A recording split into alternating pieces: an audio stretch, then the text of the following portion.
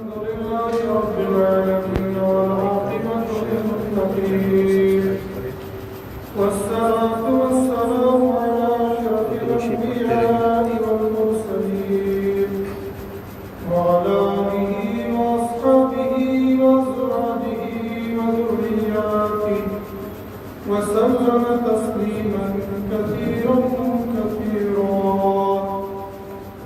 أما بعد قال الله تبارك وتعالى في كلامه المبارك بعد أعوذ بالله من الشيطان الرجيم بسم الله الرحمن الرحيم رب اغفر لي وهب لي ملكا لا ينبغي لأحد من بعدي إنك أنت الوهاب.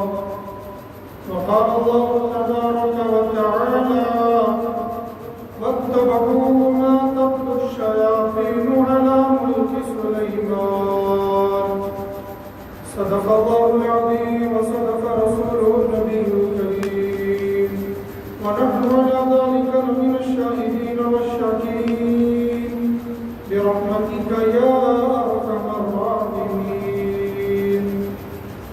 اللهم صل على محمد وعلى آل محمد كما صليت على إبراهيم وعلى آل إبراهيم إنك حميد مجيد. اللهم بارك على محمد وعلى آل محمد كما باركت على إبراهيم وعلى آل إبراهيم إنك حميد مجيد. يا رب صل وسلم دائما أبدا على حبيبك خير الخلق كلهم. يا رب صل وسلم دائما أبدا على حبيبك خير الخلق كلهم. يا رب صل وسلم دائما أبدا على حبيبك خير الخلق كلهم. بھائیو بزرگوں دوستوں، عید کے روز میں نے یہ اعلان کیا تھا کہ جمعے کے موقع پر انشاءاللہ ہم مسجد اقصی اور فلسطین سے متعلق جو ہمارے لیے ضروری اہم معلومات ہیں اس سلسلے میں کچھ گفتگو کریں گے.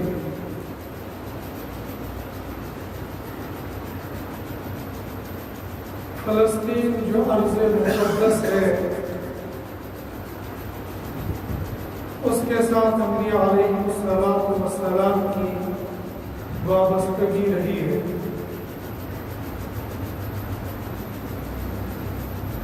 اور فلسطین کو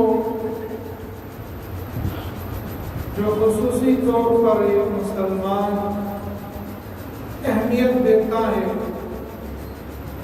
اس کی اور وجہ کے ساتھ ایک وجہ بیت المقدس کا فلسطین کے اندر موجود ہونا ہے، یعنی مسجد اقصی کا فلسطین کے اندر موجود ہونا ہے. دنیا کے اندر 3 مقامات ایسے ہیں جن مقامات کی اہمیت کو اللہ کے نبی صلی اللہ علیہ وسلم نے بیان کیا اور قرآن نے بھی بیان کیا. حضرت نبی کریم صلی اللہ علیہ وسلم نے فرمایا کہ کوئی آدمی کسی جگہ کے لیے حتیٰ کہ کسی مسجد کی زیارت کرنے کے لیے بھی سفر نہیں کر سکتا ہے الا الى 3 مساجد، سوائے 3 مسجدوں کے. نمبر 1 مسجد حرام، نمبر 2 مسجد رسول صلی اللہ علیہ وسلم یعنی مسجد نبوی، اور نمبر 3 مسجد الاقصی بیت المقدس.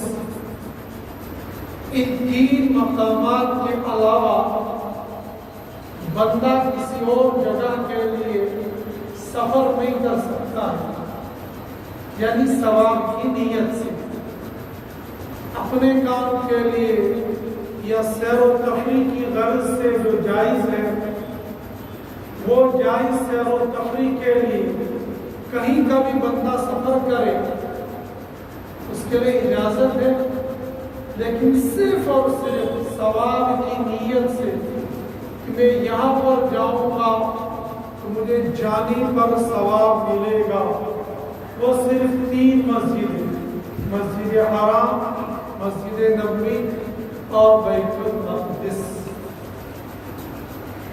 حضرت میمونہ رضی اللہ تعالی عنہ روایت کرتی ہیں کہ میں نے حضرت نبی کریم صلی اللہ علیہ وسلم سے عرض کیا، یا رسول اللہ صلی اللہ علیہ وسلم، دنیا میں سب سے پہلے مسجد کون سی بنی ہے؟ آپ نے فرمایا مسجد حرام۔ اس کے بعد آپ علیہ السلام نے فرمایا مسجد اقصی، پھر مسجد نبوی اور اس کے بعد دیگر مساجد۔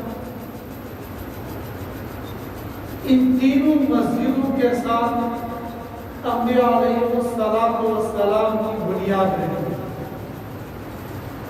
اس وقت ہمارا موضوع مسجد حرام یا مسجد نبوی نہیں بلکہ مسجد اقصی ہے۔ مشہور ہم سنتے بھی ہیں، پڑھتے بھی ہیں کہ مسجد اقصی کو حضرت سلیمان علیہ السلام نے بنایا ہے، اور عام طور پر یہ ہوتا ہے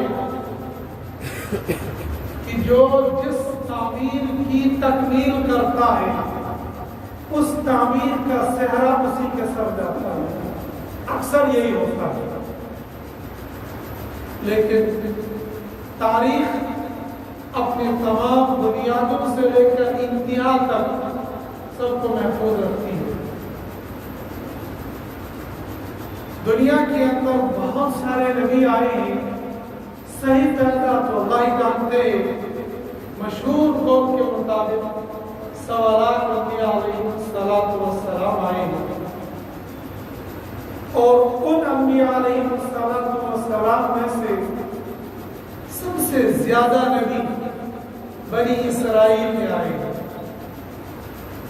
اور بنی اسرائیل کی جو بنیاد نکلتی ہے وہ ابراہیم علیہ السلام سے، وہ بنیاد پہلے سے چل رہی، لیکن ابراہیم علیہ السلام کی اولاد میں سب سے زیادہ نبی آئے ہیں۔ ابراہیم علیہ السلام کو اللہ رب العزت نے 2 بیٹے دیے، ایک اسماعیل علیہ السلام اور ایک اسحاق علیہ السلام۔ اسماعیل علیہ السلام کا نامی اس میں گرامی قوم ذی الحجہ کے مہینے میں بہت سنتے ہیں، اس لیے کہ بقرہ عید کی نسبت اسماعیل ذبیح اللہ علیہ السلام سے، لیکن بعض کتب کے اندر یہ روایت بھی موجود ہے کہ ذبح ہونے والے اسماعیل نہیں بلکہ اسحاق تھے۔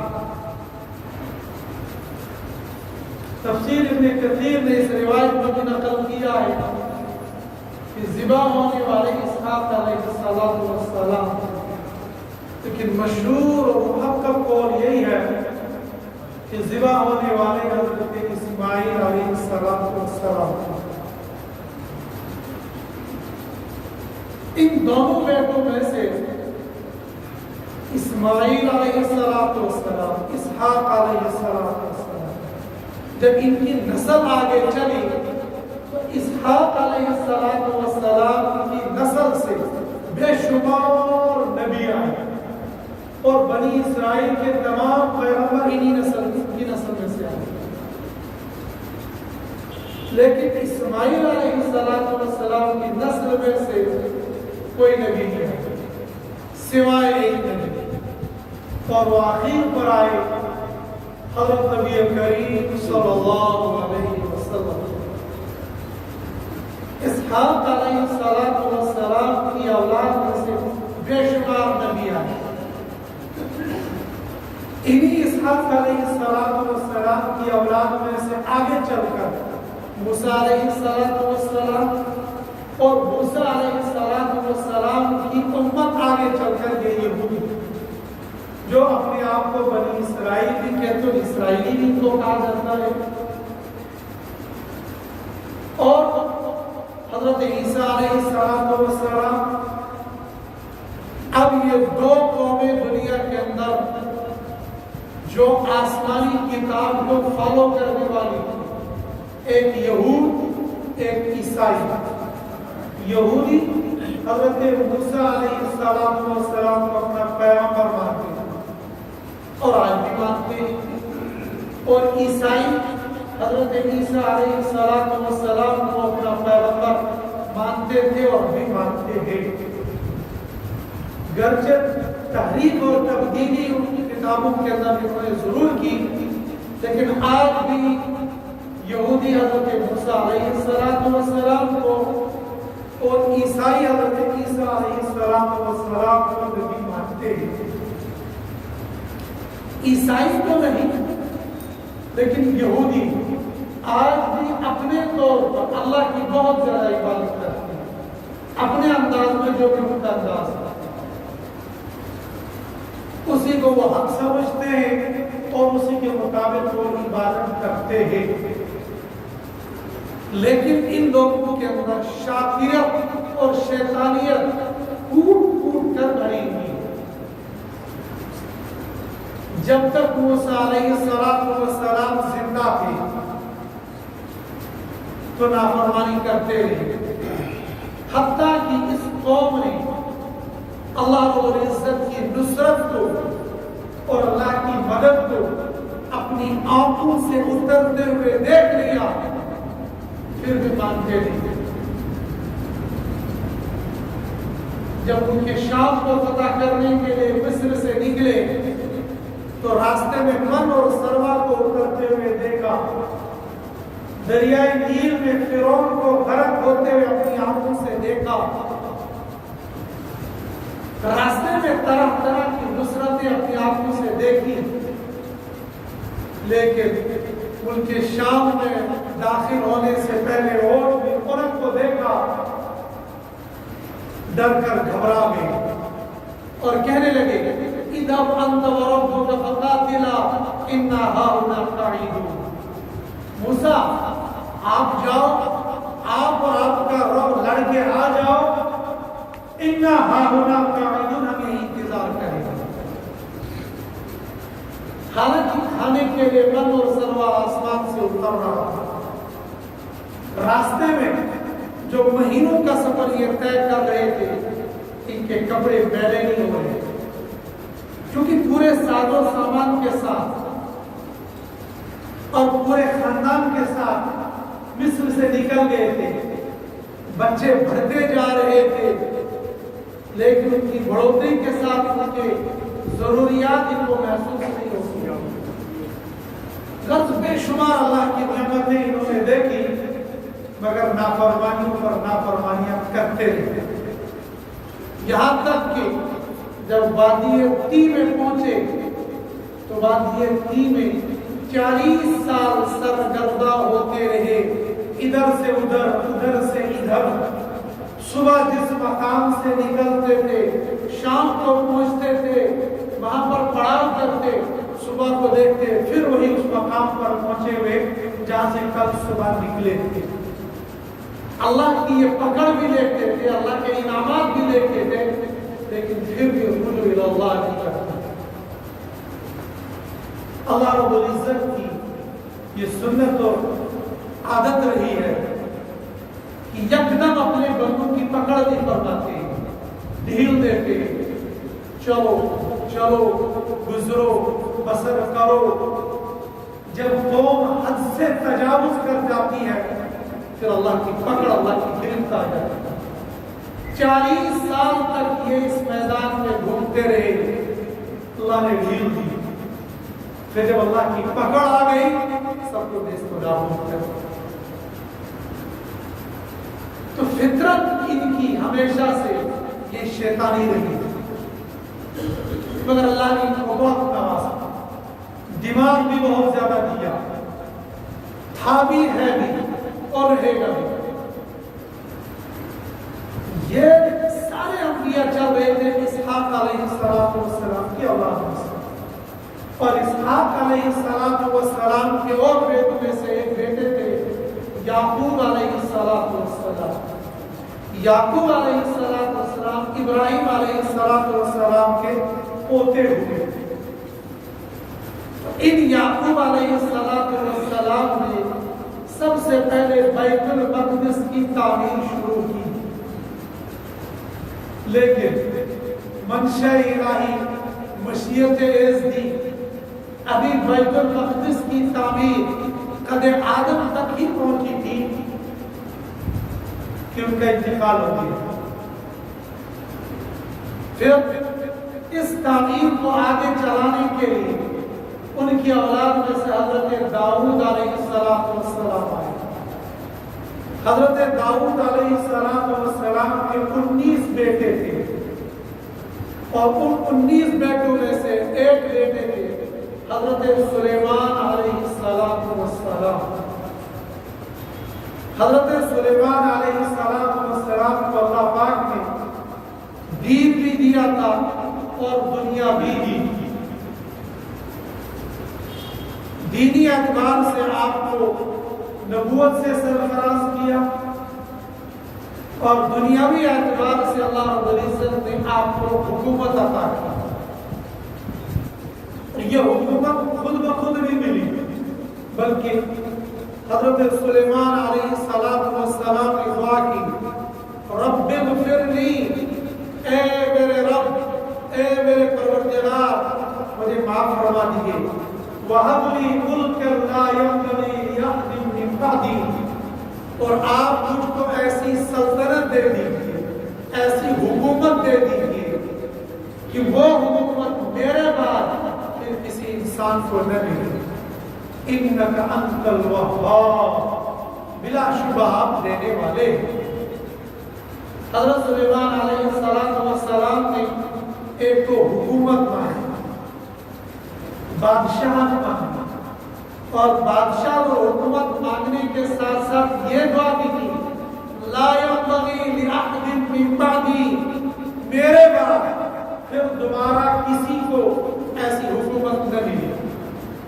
مفسرین نے لکھا ہے کہ حضرت سلیمان علیہ السلام کی اس دعا کا منشا یہ تھا کہ میرے عہد و میرے زمانے میں میری جیسی حکومت دنیا میں کسی کو نہیں ملی۔ لیکن اکثر مفسرین کی رائے یہ ہے، اور یہی راجح قول ہے، کہ سلیمان علیہ السلام نے جب یہ دعا کی تو صرف اپنے زمانے کے لیے نہیں بلکہ قیامت تک کے لیے یہ دعا کی کہ میرے بعد ایسی حکومت پھر کسی کو نہ ملے۔ اور آج تک نہ کسی کو ملی اور نہ آج کے بعد کسی کو ویسی حکومت مل سکتی ہے۔ عالمگیر کو حکومت آئے گی، امام مہدی رضی اللہ تعالیٰ عنہ جب آئیں گے وہ عالمگیر حکومت کو کریں گے، لیکن ویسی حکومت نہیں کریں گے۔ کیا خصوصیات تھی ان کی، اور کتنی جگہوں پر اللہ رب العزت نے سلیمان علیہ السلام کا تذکرہ قرآن حکیم میں کیا ہے، وہ انشاءاللہ آئندہ جمعہ کو آئے گا، اور آئندہ جمعہ سے انشاءاللہ بیان میں تھوڑا سا جلدی 1:30 بجے کے آس پاس میں ہوا کرے گا۔ آپ سے بھی گزارش ہے جلدی تشریف لایا کریں تاکہ ہمارا یہ موضوع تفصیل کے ساتھ آئے تکمیل تک پہنچائے۔ وآخر دعوانا الحمدللہ کا خزانہ ہے اسے دیوبند کہتے ہیں۔